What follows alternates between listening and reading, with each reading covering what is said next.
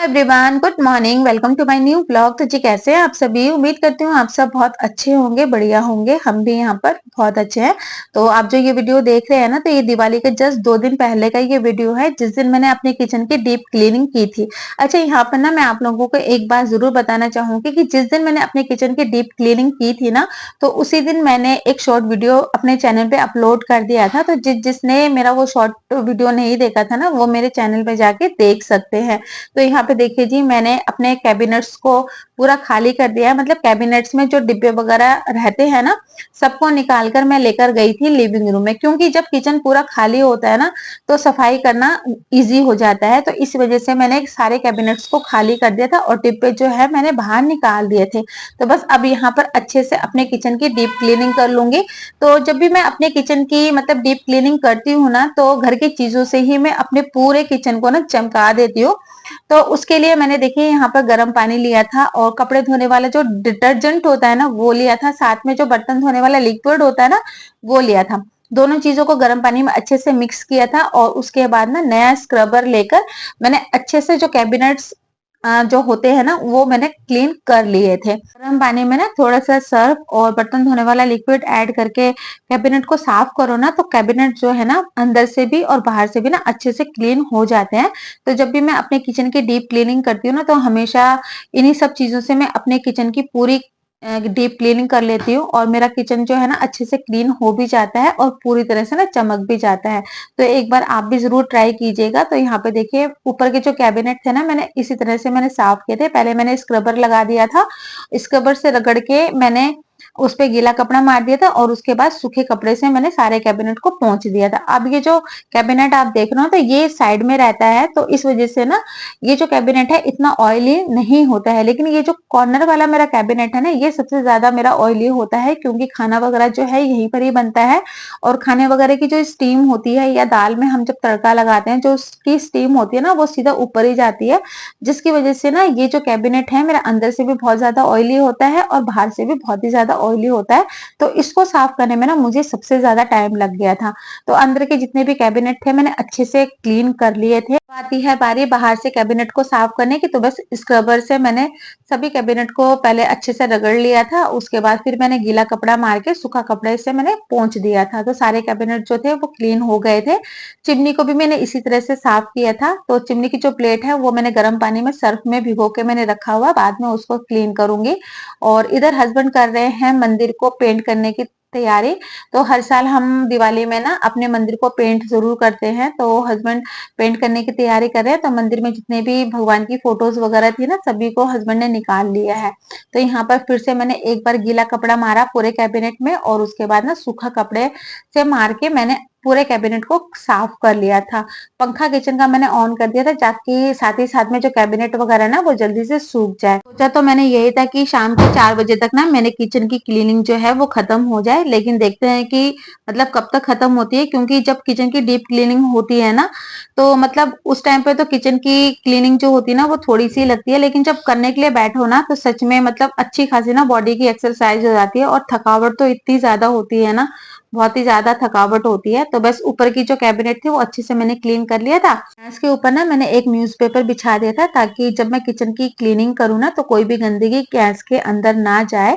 क्योंकि गैस के साथ में जो पाइप लगी रहती है ना, तो उसमें एक क्लिप होती है, जिसको निकाल के फिर दोबारा से लगाना थोड़ा सा मतलब प्रॉब्लम हो जाता है। तो इस वजह से ना गैस को मैंने हटाया नहीं था, ऊपर से मैंने न्यूज़पेपर बिछा दिया था। तो बस ऊपर की कैबिनेट की सफाई हो गई थी। तो फिर मैंने टाइल्स वगैरह को भी अच्छे से स्क्रबर की हेल्प से रगड़ दिया था और फिर मैंने उसको भी क्लीन कर दिया था।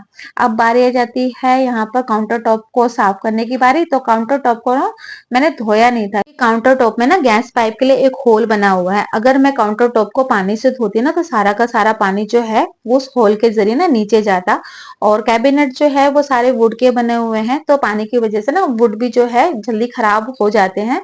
और जब वुड खराब होने शुरू होते हैं ना, तो उसमें दीमक लगने के भी ना बहुत ज्यादा चांसेस हो जाते हैं, और दीमक जो है वो एक बार अगर लगता है ना तो पूरे घर को ना वो खा जाता है।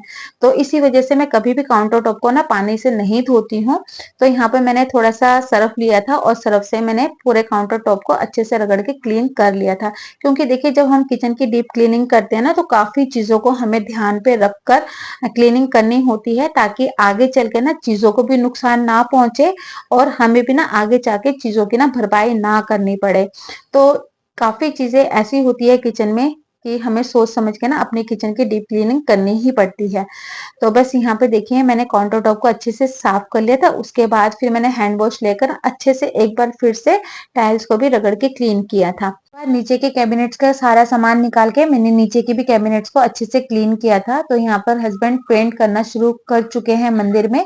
तो बस यहाँ पर मैंने अंदर से भी अच्छे से क्लीन कर लिया था और बाहर से भी मैंने नीचे के कैबिनेट्स को साफ कर लिया था।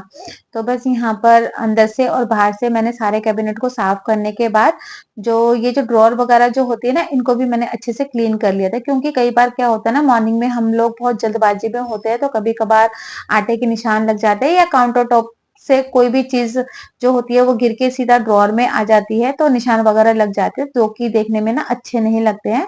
तो बस यहाँ पर भी मैंने अच्छे से क्लीन किया था, पोंछ दिया था। और उसके बाद साइड वाला जो कॉर्नर जिसमें मैं बर्तन वगैरह धोती हूँ, तो ये ड्रॉर सबसे ज्यादा गंदा होता है, क्योंकि पानी वगैरह जो है ज्यादातर यहीं पर ही गिरता है। तो उसको भी मैंने क्लीन कर लिया था। तो नीचे के जितने भी कैबिनेट्स थे अच्छे से क्लीन करने के बाद अब बारी आ जाती है ये जो कंटेनर्स है उनको साफ करने की। तो इस बार सारे कंटेनर्स जो थे ना वो मैंने धोए नहीं थे, सिर्फ कॉलिन से मैंने सारे डिब्बों को अच्छे से पोंछ लिया था। वैसे भी जब मैं भुवनेश्वर गई थी ना, तो भुवनेश्वर जाने से पहले मैंने अपने किचन की पूरी डीप क्लीनिंग की थी, साथ में मैंने अपने डिब्बों को भी सारा धोया था। तो इस वजह से कंटेनर्स जो थे ना मेरे इतने गंदे नहीं हुए थे। तो इस बार मैंने अपने कंटेनर्स को धोए नहीं थे, बस कॉलिन से मैंने सिर्फ ऊपर से और आस पास से मैंने पोंछ दिया था। तो कंटेनर्स जो थे ना अच्छे से मेरे क्लीन हो गए थे। सारे कंटेनर्स को साफ करने के बाद फिर मैंने ड्रॉअर की जितने भी हैंडल वगैरह थे ना, स्क्रबर की हेल्प से मैंने उनको क्लीन कर दिया था। अब जितने भी कंटेनर्स मैंने कॉलिन से साफ किए थे ना, साथ ही साथ में मैं उनको अरेंज भी कर रही थी, क्योंकि पूरा का पूरा किचन जो था ना वो लिविंग रूम में मेरा फैला हुआ था। तो लिविंग रूम थोड़ा सा खाली हो जाए, इस वजह से मैं क्लीनिंग का भी काम कर रही थी और साथ ही साथ में सारे सामान को अरेंज करने का भी मैं काम कर रही थी। तो नीचे वाले कैबिनेट में मेरी दाल और ग्रोसरी का सामान रहता है, चीनी के डिब्बे और छोटे मोटे सामान भी मेरा रहता है। तो सभी चीजों को अच्छे से मैंने कपड़े से पोंछा और उसको भी मैंने अरेंज कर दिया था।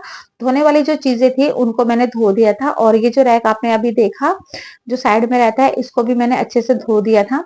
और ये जो छोटा वाला रैक आप देख रहे हो ना, तो ये हमेशा ऊपर वाले ड्रॉर में ही मैं रखती हूँ, और इसके अंदर मैं रखती हूँ कांच की जितनी भी मेरी ग्लासेस वगैरह होते हैं ना उनको।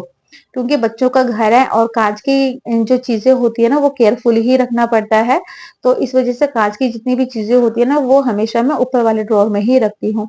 तो ऊपर के सारे कैबिनेट को अरेंज करने के बाद जो जो चीजें धोने के लिए निकल रही थी मैं उनको साथ ही साथ में मैं धो भी रही थी।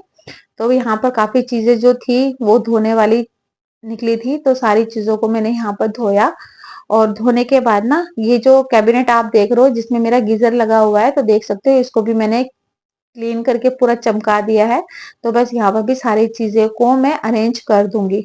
तो सभी चीजों को अरेंज करने के बाद जो जो चीजें मैंने धोई थी सब मैं लेकर आ गई थी टेबल में। अब ये जो कैबिनेट आप देख रहे हो तो इसकी भी मैं अच्छे से क्लीनिंग कर चुकी हूँ। बस यहाँ पर मैंने शीट बिछा दी है, पहले यहाँ पर मैंने न्यूज़पेपर बिछाया था, तो इस बार मैंने शीट यहाँ पर बिछाई है। और शीट बिछाने के बाद ऊपर की सारी चीजें जो है ना वो मैंने अरेंज कर दी है। तो ऑलमोस्ट जो है यहाँ पर वही चीजें रहती है जो मैं कम यूज करती हूँ। और नीचे वाले कैबिनेट में रहते हैं मेरे चावल। तो ये जो कैबिनेट का जो पल्ला है इसमें कुछ चीजें मैं हैंग करके रखती हूँ, जैसे कि मेरी करछी वगैरह हो गई और तड़का पैन वगैरह हो गया, चिमटा वगैरह हो गया, ये सब चीजें मैं यहाँ पर हैंग करके रखती हूँ। और ये जो टैप के पास जो कॉर्नर आप देख रहे हो ना, तो इस कॉर्नर को भी मैंने निकाल के क्लीन किया था, तो बस उसको मैंने उसकी जगह पर लगा दिया है। तो ये रैक है जिसको मैंने धोया था, तो सूखे कपड़े से मैंने इसको पहले सुखा लिया था और उसके बाद ना फिर मैंने इस पे न्यूज़पेपर बिछा दिया था। अब ये जो वॉल आप देख रहे हो तो बस अब इस वॉल को भी अच्छे से स्क्रबर की हेल्प से पहले मैंने इसको रगड़ा, उसके बाद गीला कपड़ा इस पे मारा और उसके बाद ना फिर मैंने सूखा कपड़ा भी मार के इस सामने वाले जो वॉल है इसको भी मैंने क्लीन कर लिया था। तो ये जो वॉल है ये फ्रिज जहाँ पर मैं रखती हूँ ये उसके पीछे वाला वॉल है। तो बस उसके बाद फिर मैंने आरओ वगैरह भी साफ कर लिया था। उसके बाद ना फिर बाहर से भी मैंने अपने फ्रिज को साफ कर दिया था, क्योंकि अंदर से जो मेरा फ्रिज था वो तो क्लीन था ही, सिर्फ मैंने बाहरी बाहर से अपने पूरे फ्रिज को रगड़ रगड़ के साफ किया था। और उसके बाद ना फिर मैंने कॉलिन से मैंने पूरे फ्रिज को क्लीन कर दिया था। तो पूरे किचन को रगड़ रगड़ के साफ करने के बाद अब मैं आपको दिखाती हूँ अपने किचन का पूरा फाइनल लुक। तो चिमनी तो आपने देखी है किस तरह से मेरी चमक रही है, और यहाँ पर कैबिनेट खोल के भी आप लोगों को दिखा रही हूँ। तो यहाँ पे देखिए सारी चीजें को मैंने अरेंज करके रख दिया, और सच में सब सारी चीजें जब अरेंज रहती है ना तो किचन जो है ना और भी ज्यादा प्यारा लगता है। तो यहाँ पर किचन की बहुत सारी चीजें ऐसी भी थी जो कि मेरे बिल्कुल भी यूज में नहीं आ रही थी, तो उन चीजों को भी मैंने निकाल दिया था। उसकी वजह से भी किचन जो है मेरा काफी हद तक ना खाली हो गया था। तो बस यहाँ पर ना थोड़ी-सी मेहनत लगती है किचन को साफ करने में, लेकिन जब हम किचन को अच्छे से डीप क्लीनिंग कर लेते हैं ना, तो पूरा का पूरा किचन जो है ना, वो चमक जाता है। तो बस यहाँ पे देखिए सारी चीज़ें जो है मेरी अच्छे से क्लीन हो चुकी है। अब दिखा देती हूँ मैं नीचे के कैबिनेट्स को। तो यहाँ पे देखिए सारी चीज़ों को भी मैंने अरेंज करके रखा हुआ है, और यहाँ पे जो आप कैबिनेट्स देख रहे हो ना, तो इसमें मेरे बर्तन वगैरह रहते हैं। तो किचन की क्लीनिंग करते-करते ना मतलब 4 बज चुके थे। इस बीच पूजा भी स्कूल से आ गई थी और सबको लग गई थी ज़बरदस्त वाली भूख, क्योंकि किचन का क्लीनिंग चल रहा था, तो इस वज़ह से फिर मैंने खाना भी नहीं बनाया था। तो बस फटाफट से फिर मैंने रोटी और सब्जी बनाई थी। तो बस यहाँ पे देखिए मैं रोटियों के लिए आटा वगैरह गूँथ रही हूँ। और हाँ, हस्बैंड जो मंदिर में पेंट कर रहे थे ना, तो मंदिर में भी पेंट का काम हो चुका है। रात भर मंदिर को ऐसे छोड़ दूंगी ना, तो मंदिर का जो पेंट है वो भी अच्छे से सूख जाएगा। तो बस इसी के साथ ही मैं आज की वीडियो को भी एंड करूंगी। अगर वीडियो पसंद आता है तो प्लीज मेरे चैनल को लाइक शेयर सब्सक्राइब जरूर कीजिएगा। अगर चैनल में नए जुड़ते हो तो प्लीज सब्सक्राइब का बटन दबा दीजिएगा। फिर मैं मिलती हूँ आपको नए ब्लॉग के साथ में, तब तक के लिए bye bye and take care.